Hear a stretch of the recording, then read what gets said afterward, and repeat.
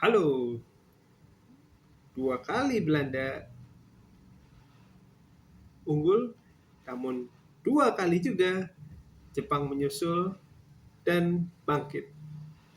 Itulah drama yang terjadi pada pertandingan antara Belanda melawan Jepang yang berlangsung tadi malam, yang berakhir dengan skor 2-2. Jadi eh, pertandingan yang cukup menarik, apalagi Jepang bisa mencuri 1 poin lewat gol dramatis di menit-menit akhir pertandingan tersebut.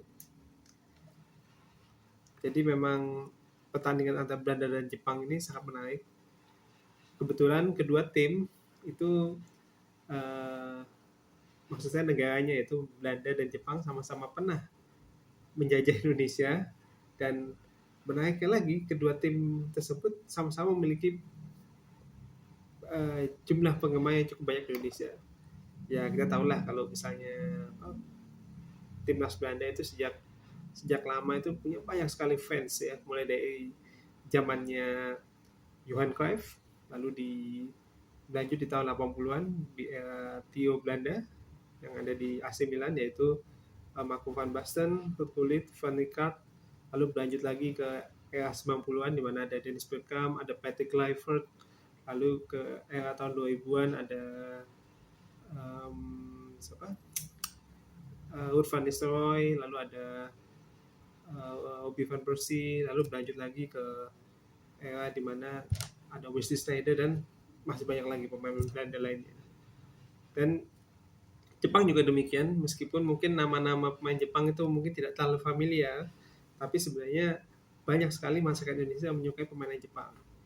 Dan Jepang ini hadir di Piala 2026 ini juga dengan sempat mengalahkan Indonesia ya di babak kualifikasi Piala Dunia tahun 2026, sehingga Indonesia tidak bisa berlaga di Piala Dunia 2026 kali ini.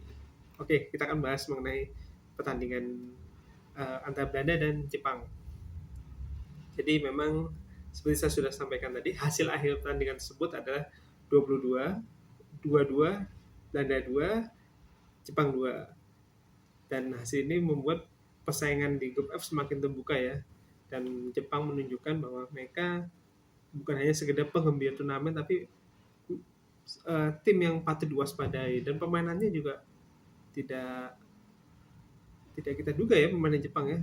Jadi menunjukkan bahwa mereka memiliki permainan yang meningkat, dan menunjukkan bahwa Asia itu bukan tim underdog, bisa menunjukkan kualitas yang baik juga. Oke, jika ada yang menganggap Jepang hanya sebagai pelengkap di Piala Dunia dengan tim-tim Asia lainnya, mungkin pertandingan antara Belanda dan Jepang semalam itu bisa membuat kita semua berpikir ulang ya, bahwa ternyata tim yang bukan non Eropa, di mana biasanya didominasi oleh Piala Dunia itu didominasi oleh tim Eropa dan tim Amerika Amerika Selatan ya, atau Amerika Latin. Tapi ternyata sekarang tim Asia itu bisa berbicara, baik itu Korea Selatan, ada juga Jepang, ya kan. Jadi mudah-mudahan ini juga sebagai hal yang positif ya untuk perkembangan sepak bola di Asia ya. Dan mudah-mudahan Indonesia juga termotivasi sehingga bisa juga bangkit seperti Jepang dan Korea. Oke, jadi di pertandingan tersebut Virgil van Dijk membuka skor itu pada menit 51 memanfaatkan assist dari Ryan Gravenberch, ya kan. Jadi meskipun dia itu bukan penyerang ya, si Virgil van Dijk, tapi kadang-kadang dia tuh bisa membantu tim untuk menyerang dan bahkan mencetak gol. Jadi memang sudah luar biasa tuh Virgil van Dijk itu. Dia kadang bantu serangan dari belakang ke depan, dan gol tadi itu dari Virgil van Dijk itu sempat membuat Belanda terlihat akan menguasai pertandingan ya, kalau teman-teman lihat. Nah, tapi tidak lama setelah gol Virgil van Dijk tersebut, Jepang membalas, yaitu melalui gol dari Keito Nakamura di menit ke-57.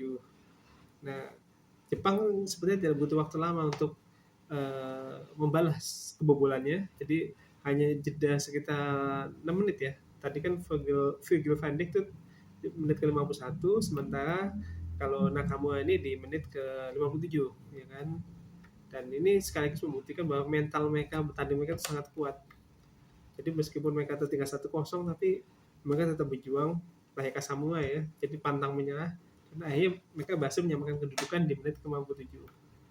Padahal kalau dipikir Belanda baru aja merayakan kegembiraan mencetak gol ya, tapi tidak lama Jepang langsung membalas dan menyamakan kedudukan. Luar biasa memang.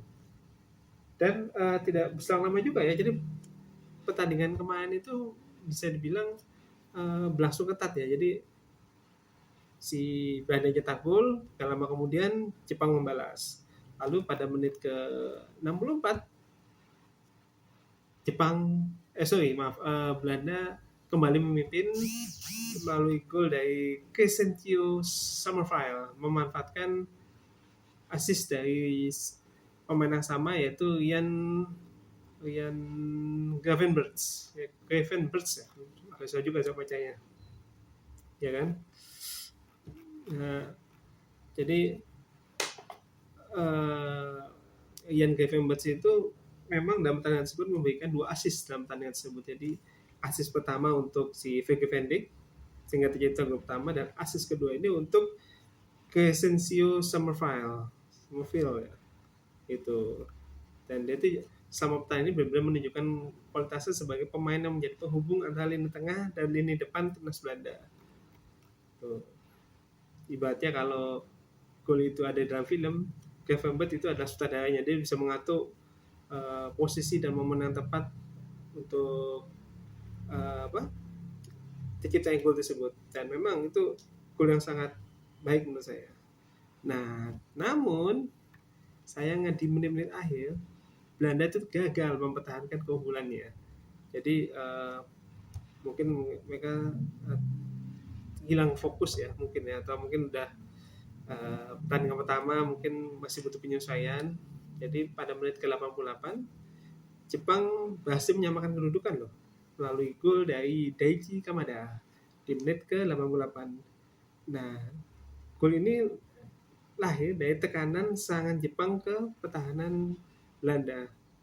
Jadi sebenarnya Belanda itu sudah sangat dekat ya dengan kemenangan, berarti udah di depan mata tuh, wah bakal main 3 poin nih, bisa meraih puncak klasemen di grup F. Mungkin pemikiran Belanda gitu, tapi karena bola itu bulat, jadi semua hal bisa terjadi dalam sepak bola. Dan benar saja di menit ke-88 Daichi Kamada mencetak gol untuk Jepang menyamakan kedudukan, sehingga mau nggak mau Belanda harus gigit jari kembali meraih hasil imbang ya di laga pertama mereka di Piala Dunia 2026 dan hanya mendapatkan 1 poin. Jadi mungkin ketika pada saat itu pemain pendukung Belanda pada update di HP mungkin mau lihat berapa nih klasemennya nih kalau misalnya Belanda menang, ternyata Kamada ini mencetak gol, buyar deh, batal deh gitu. Jika ditanya di pertandingan tersebut siapakah pemain yang paling menonjol, kalau menurut saya tentu adalah si Ian Gravenberch dari timnas Belanda ya, karena dia pertama menghasilkan 2 assist dan aktif sekali dalam membantu timnas Belanda menghasilkan serangan ya. Dan tentunya dia pasti sangat kecewa dengan hasil imbang tersebut ya, karena dia sudah bermain sangat bagus. Lalu pemain lain yang mungkin dari timnas Belanda yang mungkin menonjol adalah Virgil van Dijk dan Crescencio Summerville, karena keduanya sama-sama mencetak gol ya. Oke, kalau di Jepang pemain yang menonjol itu ada Daichi Kamada yang mencetak gol penyama kedudukan yang juga menjadi penyelamat tim Jepang dari kekalahan, sehingga hasil pertandingan tersebut menjadi hasil imbang. Gitu. Lalu ada juga Keito Nakamura, pencetak gol pertama Jepang yang membuat semangat Jepang atau pemain Jepang kembali termotivasi untuk mengejar ketertinggalan dari timnas Belanda. Ada juga pemain Jepang lainnya yang cukup berperan aktif, di pertandingan tersebut menurut saya adalah Koki Ogawa. Ya, jadi pemain ini eh, kalau kita perhatikan terlibat dalam proses terciptanya gol terakhir timnas Jepang, ya kan? Jadi kalau nggak ada Koki Ogawa mungkin Jepang agak susah atau belum berhasil menyamakan kedudukan dengan timnas Belanda.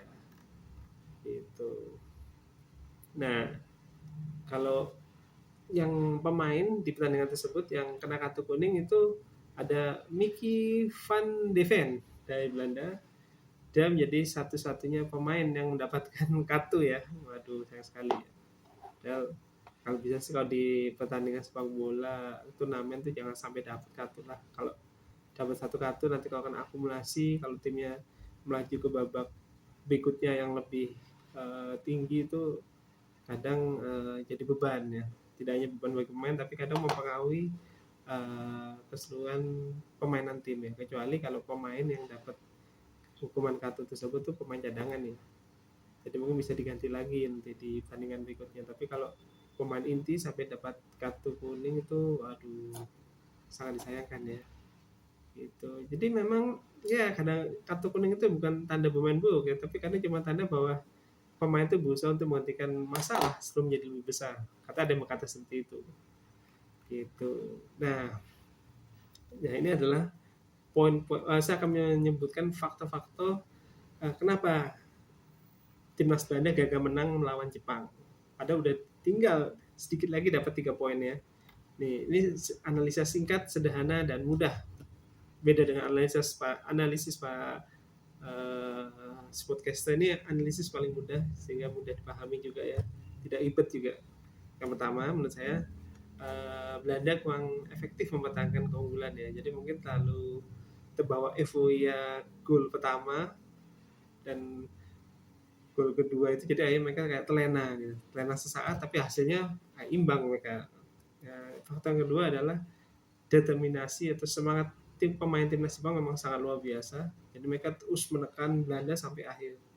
Itu memang luar biasa tuh dari timnas Jepang ya.